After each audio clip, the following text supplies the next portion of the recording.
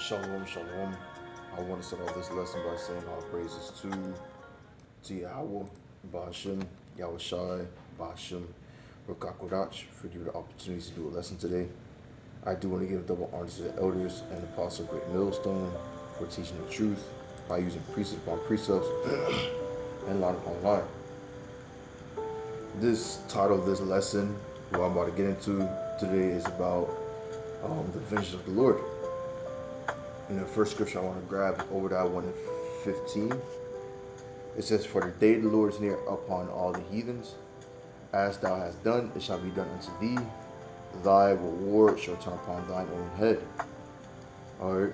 And the reason why we're getting into this topic is because if you look in the news and you see what's happening around the world, these nations are rounding up for war. They're all getting gathered up to the Middle East. And that's not for no reason.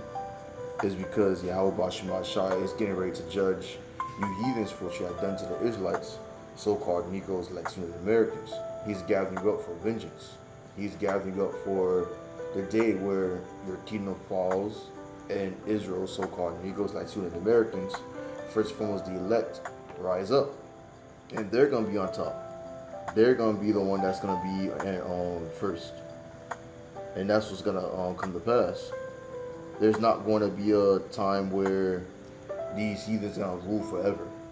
There's not going to be a time where, they're just going to do atrocities to the Lord people and they're not going to get judged. That's never going to happen. Alright? And we're coming up to a time where they are going to get judged. And they are going to receive great punishment for what they have done to the Israelites, so-called Negroes, Latinos, and Americans. Now, I do want to grab one precept in my mind. It just popped up. But let me see real quick. Salakia. It popped up, and I really want to get it. Where is it? I just had it. Cable learning. Yeah. Zechariah chapter 1, verse 15. "And I am very sore displeased with the heathen that are at ease. For I was but a little displeased, but they helped for the affliction." Affliction towards who? Towards the Israelites, so-called Negroes, Latinos, and Americans. Or yes, we had went against the ways of Yahweh Shai, and we have broken the law. That's why we have went to captivity. But you heathens had basically profit off of it, was happy because of it, and continue doing it even when it was time for us to be free. Alright, and it's kind of obvious it's time for us to be free because Yahweh Shema Shah put the spirit out of what? Of Israelites going back to their heritage, knowing who they really are. But instead of letting us go and telling us the truth of who we are and putting us back in our land, you guys left us for dead. Y'all kept us dead. Y'all made sure that we really didn't really know who we were. Alright, and the reason why is because you wanted to make sure that us Israelites, so-called Negroes, Latinos, Americans, wouldn't rise up again. Because if we knew who we were, you would trust and believe. You guys would have lost power, and y'all don't want to lose power. Y'all don't want to go, y'all don't want to be ruled in righteousness. So, I want to grab Isaiah 34, verse 1. It says, "Come near, ye nations, to hear, and hearken, ye people. Let the earth hear, and all that is therein the world, and all things that come forth of it. For the indignation," that means the righteous anger of the Lord Yahweh Shema Shai, "is upon all nations. His fury upon all their armies." Alright? "He have utterly destroyed them. He hath delivered them to the slaughter." Alright, and where is he gathering them up right now? In the Middle East. Yahweh Shapan, Yahweh judgment. Alright? Where he's gonna judge you heathens, you Edomites, you Moabites, you Ammonites, all you nations, for what you have done, for benefiting off the downfall of Israel, so-called Negroes, Latin Americans. Verse 3, "Their slain also shall be casted out, and their stink shall come up out of their carcass, and the mountains shall be melted with their blood. All the hosts of heaven shall be dissolved.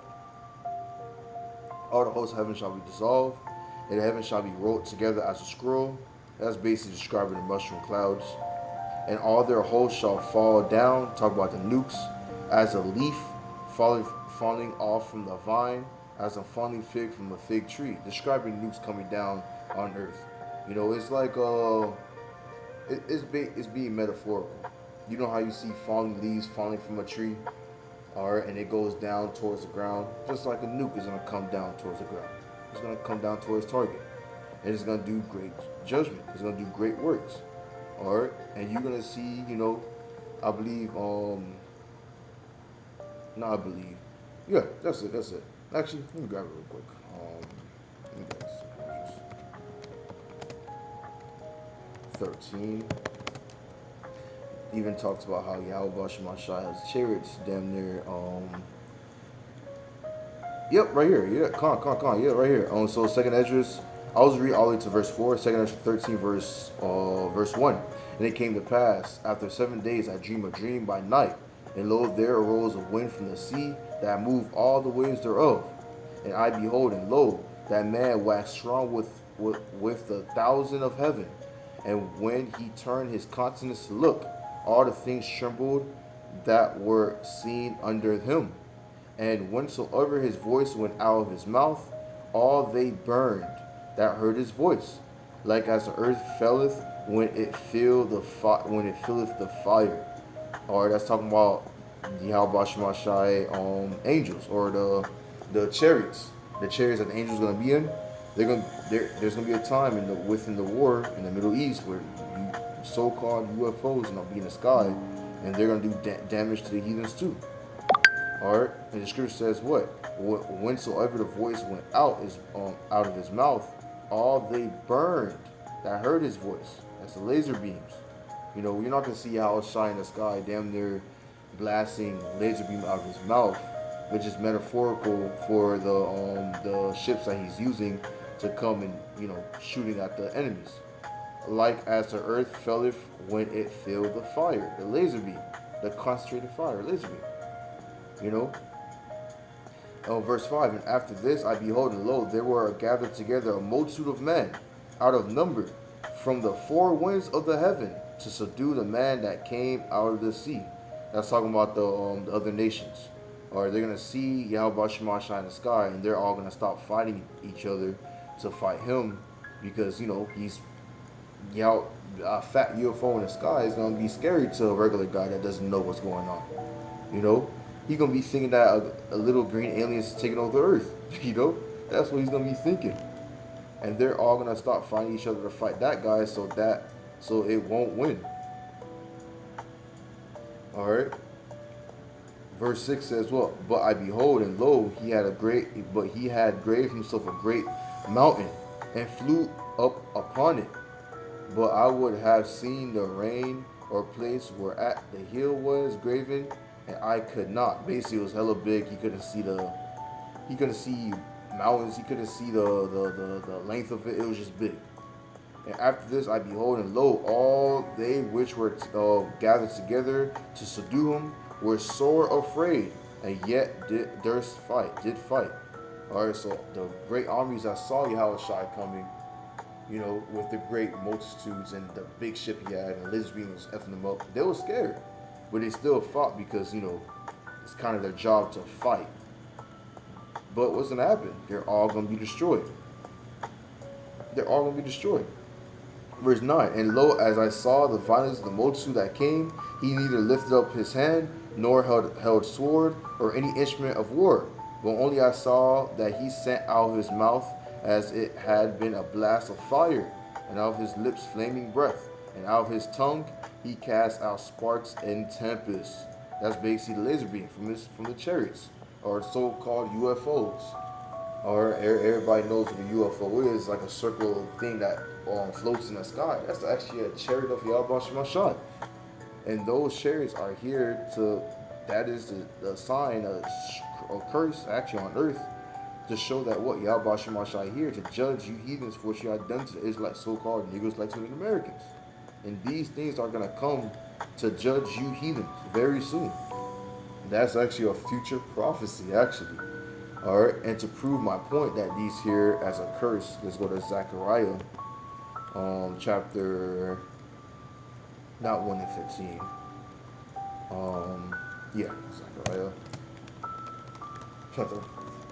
Let me see. That's NIV. I'm not trying to get NIV. KJV.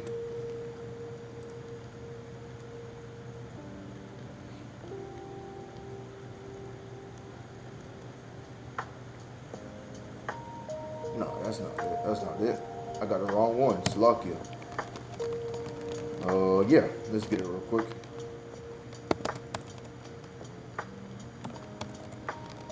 Zechariah. What is it? What is it? No, it's not. Slovakia. Slovakia.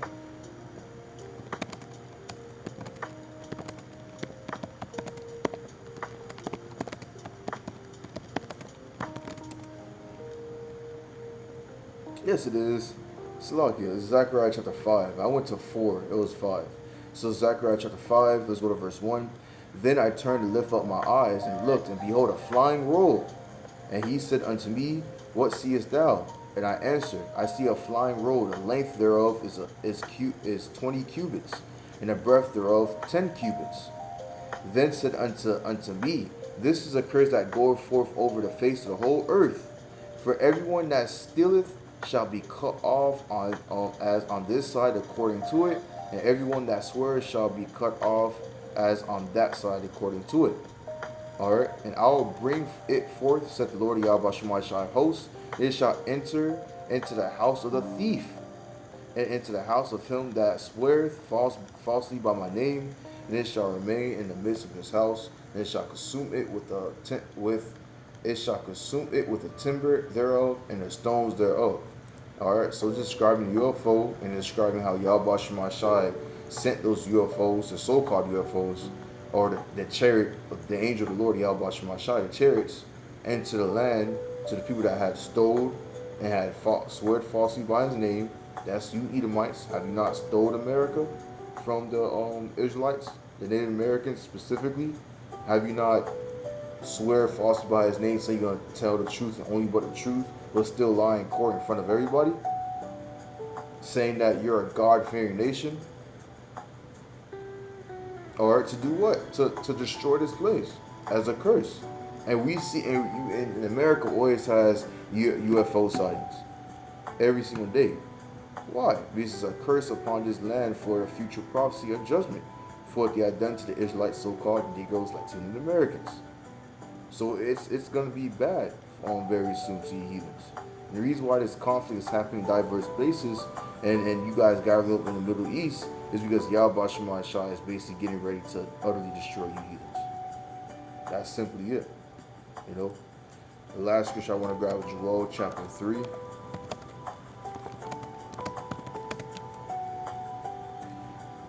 Joel chapter 3. Let's go to verse. I want to go straight to the point. Verse 9. Joel 3 verse 9. Proclaim ye this among the Gentiles. Prepare a war. Wake up the mighty men. Let all the men of war draw near. Let them come up. Alright. So basically proclaim war among the Gentiles, and that's happening right now where all nations are basically rallying themselves up for war against one another. And they're waking up their mighty men. They're training their men for war, and they're gonna come up to where? Into the Middle East. Verse 10, bleach your plowshares into swords and your pruning hooks into spears. Let the weak say, I'm strong. They're sharpening up their swords. They're getting ready for their weaponry. Alright, the weak nations that used to be weak are saying they're strong. China is a good example. North Korea is another good example. Alright, and Iran is a good example too. They used to be weak. Now they are strong. Why? Because they got nuclear capabilities, or they got nations that has nuclear capabilities backing them up. Verse 11, assemble yourselves and come, all ye heathen, and gather yourselves together round about. Thither the cause that mighty one to come down, O Lord, Yahweh Shemashai. Let the heathen be awakened and come up to the valley of Jehoshaphat, Yahweh Shapar, Yahweh judgment. For there will I sit to judge all the heathen round about. And that's what he's going to do. Why? For what they have done to the Israelites, so-called, and Negroes like to the Americans. Verse 13. Put ye in a sickle, for this harvest is ripe. Come get you down, for their press is full. The fat overfloweth, for their wickedness is great. Verse 14. Multitudes in the valley of decision. For the day of the Lord is near, and the valley of decisions. And it's going to be a valley of death. This is just going to be him slaughtering people. We go back to 2 Ezra 13. What did it say? The prophet saw a vision of seeing Yahushua in his greatness, talking about his chariot, damn near having fire come out of his mouth. Metaphorically speaking, talking about the chariot, laser beaming people. So when these nations gathered up in the Middle East, they're going to see a fat UFO in the sky, effing them up. And why is that happening? Because they had what? Raped, robbed, and pillaged and murdered the Israelites, so-called Negroes like to the Americans. It's it's simple as that. They have hurt the children of Israel. They have hurt and afflicted us. That's the reason why they're gonna get judged. But that's how I want to get into today. It was in my mind to talk about it because this is what's going to happen next. We're entering a time of prophecy. We're in a time of prophecy, not entering it. We're in it, and it's by the manifest. I want to give all praises to Yahweh, Ba'ashem Yahushai, Ba'ashem Rakakodash, for giving the opportunity to do a lesson today. I do want to give double honor to the elders and apostles of Great Millstone for teaching the truth by using precepts upon precepts and line upon line. Shalom.